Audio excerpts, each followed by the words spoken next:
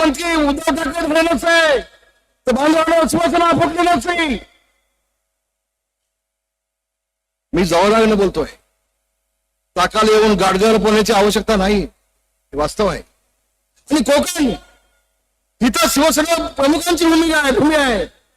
बांधवांनो, मराठी माणसाच्या न्यायकासाठी जगणारी शिवसेना या घोषवाक्यांनी शिवसेना प्रमुख माननीय बाळासाहेब ठाकरे यांनी 1966 मध्ये शिवसेनेला जन्म दिला. हा म्हणताय शिवसेना मोठी झाली, पण शिंदे साहेब आज तुमच्या उपस्थितीमध्ये सांगतोय शिवसेना मोठी कुणी केली असेल तर माझ्या कोकणी माणसाने शिवसेना मोठी केली. हे वास्तव आहे. होय बांधवांनो, उदय सामंत यांना कल्पना आहे. मी रत्नागिरी जिल्ह्यामध्ये ज्यावेळेला सभा घ्यायला यायचो ना,